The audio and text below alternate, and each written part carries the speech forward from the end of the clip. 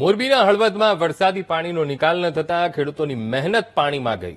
રણકાંઠા વિસ્તારમાં 4000 વીઘા જમીનમાં પાક નુકસાનીની ભીતિ અને અજીતગઢ, ખોડ, જોગડ સહિતના ગામોની જમીનમાં ભારે નુકસાન થયું છે। માયાપુર, ઇગોરાળા, અમરાપર સહિતના ગામનું પાણી આવતા નુકસાની વેઠવાનો વારો આવ્યો છે। વરસાદી પાણીના નિકાલ માટે યોગ્ય કામગીરી ન કરાતા ખેડૂતોમાં રોષ ફેલાયો છે। જય જવાન જય કિસાનના નારા લગાવીને ખેડૂતોએ વિરોધ નોંધાવ્યો।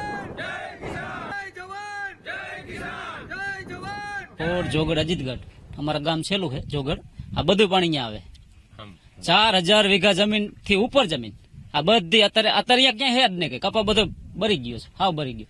जोगड़ में तो बिल्कुल नहीं 100% गाम अत्यारे कपा बरी गयो है आ बधु पाणी अहींया ज आवे। आनो निकाल योग्य जग्याए सरकार करी दे एवी अमर खेडूतो आ 4 गामना खेडूतोनी मागणी। आ रोड बने कोई राजकीय लागवग विषे आया मोटू नालू मुकेल छे।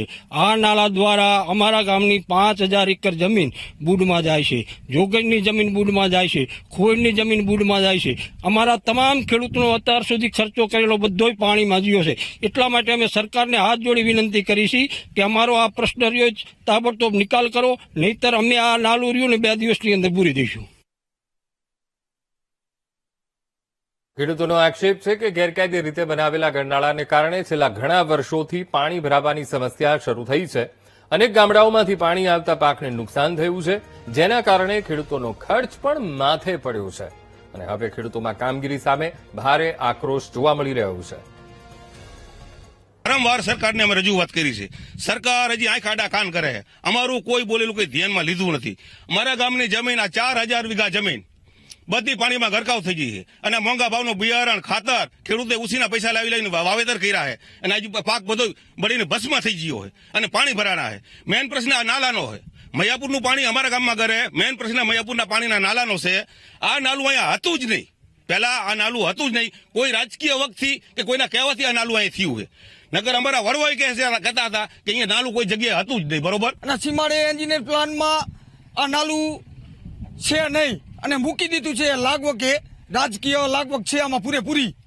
અને મામલતદારશ્રી 4 દી પહેલા અહીંયા જે સ્થળ તપાસ કરી હતી એમાં મામલતદારશ્રીનું કહેવાનું એવું થયું કે આ નાલું આ જગ્યા ઉપર આવે નહીં। તો આની ઊંડામૂંડી તપાસ કરવાની જરૂર છે કે આ નાલું અહીંયા આવે કે ન આવે।